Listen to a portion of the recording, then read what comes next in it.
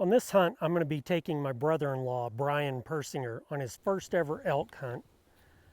Brian's waited 22 years to draw his tag, so come along, he's going to have a blast.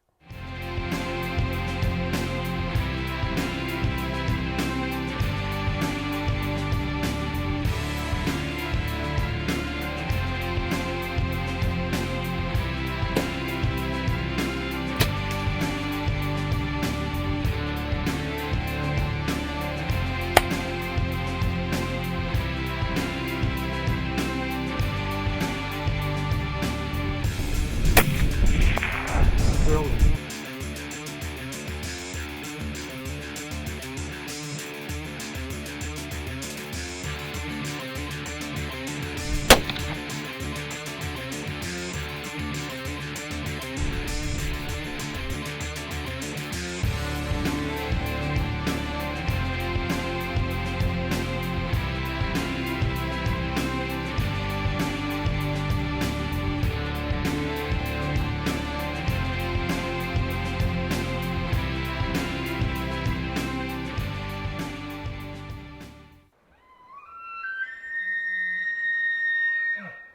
Starting around the 1st of July, I got Brian out a couple of nights a week, and we were hiking in the hills.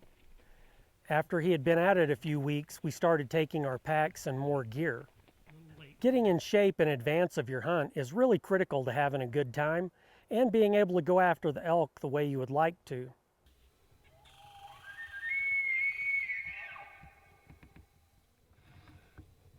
As Brian hadn't been around elk very much in the past, I also started taking him out in September to do some scouting and calling. This allowed him to be exposed to multiple bulls, so he'd be a little bit more calm when that shot opportunity arrived.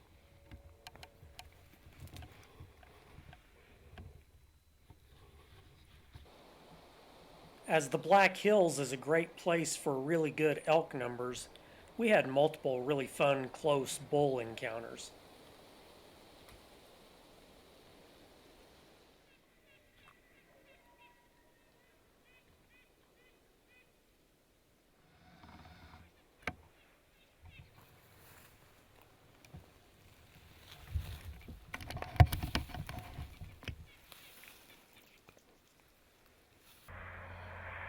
Well, it was finally time for hunting season, so we got Brian's camper ready and we made the drive up to where we were going to stay. Day one had tremendous pressure and it was kind of a bust. I called a couple of hunters in and we did slip in on a bull that Brian was interested in shooting, but it just didn't work out that first morning. Day two, most of the pressure had moved off and the elk kind of settled back into their normal pattern.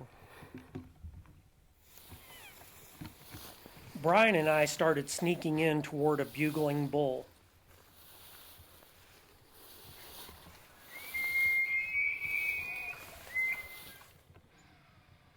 This bull actually had some cows tailing behind him, and in the thick brush, we just simply couldn't get a shot on the bull. Brian and I set up on a saddle where I've had a lot of elk activity through the years. I got into a lip ball bugle battle with another bull, and with raking trees and lip balling, I finally got the bull to show himself.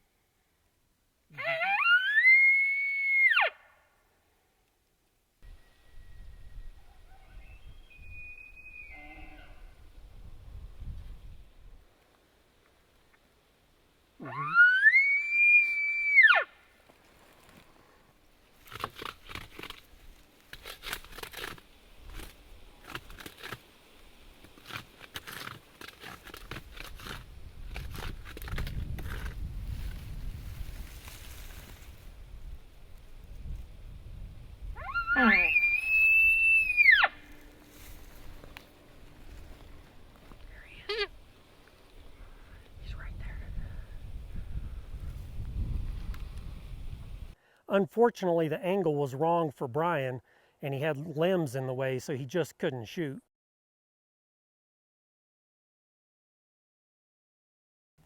The morning of day 3, Brian and I were on that same saddle. I gave a locator bugle, and there were several bulls around.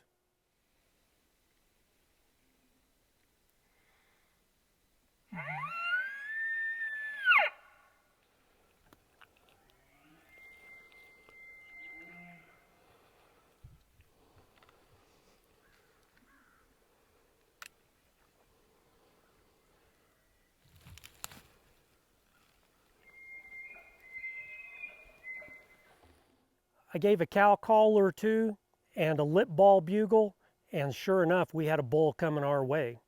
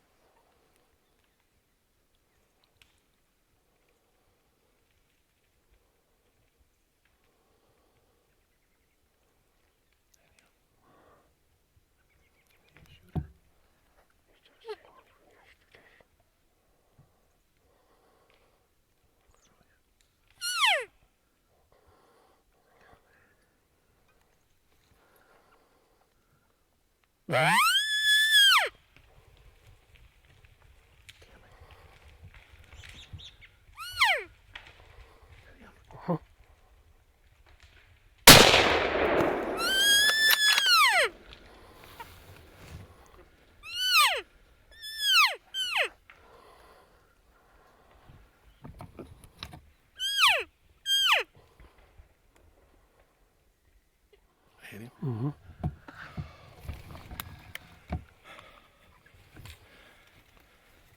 The cow ran right in front of me.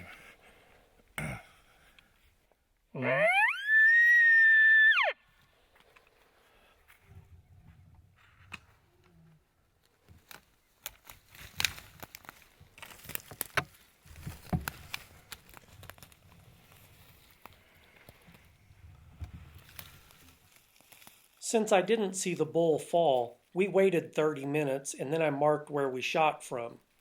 We went and started looking for blood where I last saw the bull, and we found blood right away.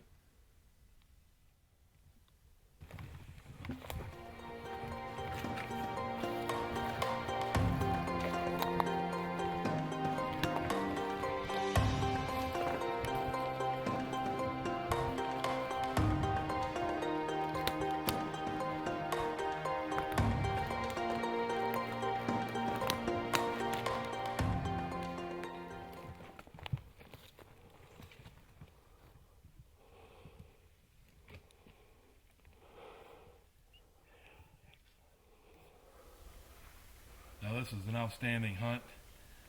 My guide Matt had me on elk every single day. This one slipped by us 3 times yesterday. But we got on him this morning and Matt called him in. It was just unbelievable. Unbelievable. I'm so excited I can't believe it. Setting up to shoot for this, he come walking in and I lined up on him, and I really wasn't nervous until I shot. When I shot, the scope knocked my hat off and I was shaking like you wouldn't believe. I wasn't sure if I got him. Matt said that He had lurched forward like he'd been hit. We waited our half hour, and about 50 yards away from where we shot him, he's right here on the ground. Man, we really had a great time out here this year. I want to thank my brother-in-law Brian for letting me come with him and show him some fun elk country. We had some great scouting, and it was sure a fun hunt. So, nice job, Brian. Thank you. Thank you. All that pre-exercise did its work. It's worth it, isn't it? Oh, yeah. Next up is my son, Ryan. He's on an antlerless hunt for the late season. This is Ryan's first time ever going elk hunting as well. Ryan's schedule didn't allow him to hunt the morning, so that afternoon we made our way out to the southern part of his unit. It was about 40 degrees with a strong west wind. When you have these conditions, look for ridges that run east-west with fingers off to the south. The elk will lie on the leeward side of these fingers to be out of the wind and soak up the sun. This will also give them quick escape routes, and they can smell any danger coming with the wind. Well, Ryan and I slid along the back side of the ridge with the wind, and then we popped up over the top so we could look down into these fingers.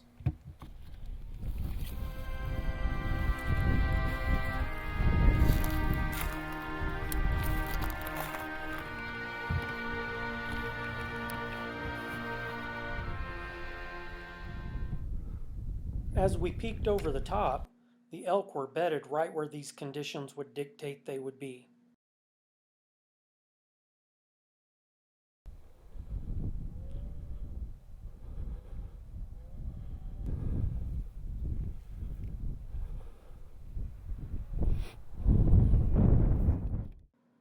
A spiked bull was watching Ryan slip into position.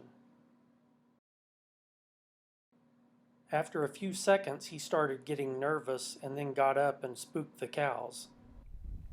I had my diaphragm call ready in case they spooked, and so I gave a few cow calls. This stopped them and gave Ryan a chance for a shot.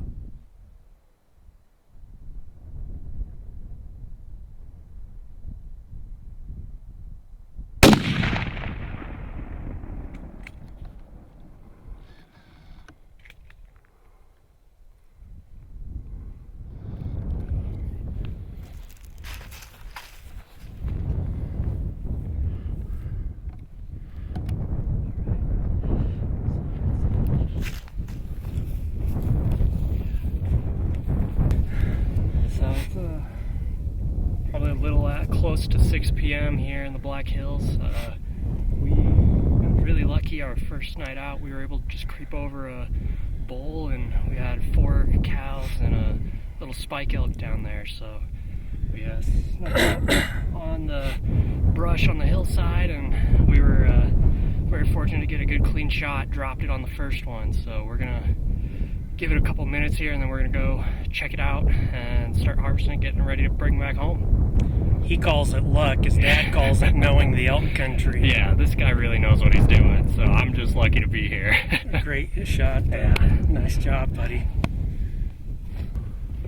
So yeah, it's been besides a quick little pig hunt my dad and I got to do about a month or 2 ago, it's been a good 4 or 5 years since I was able to get out in the field with my dad, so still got a little adrenaline from actually getting me able out and go hunt with the old man again. But it's been an absolute blast. It's beautiful out today. It's in the low 40s, so just perfect weather for our elk hunt today.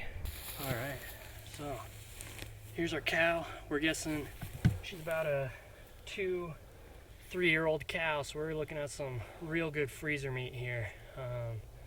Good, nice, healthy shot right through the heart, pretty much dropped her. So we're gonna start getting her ready, start taking it home.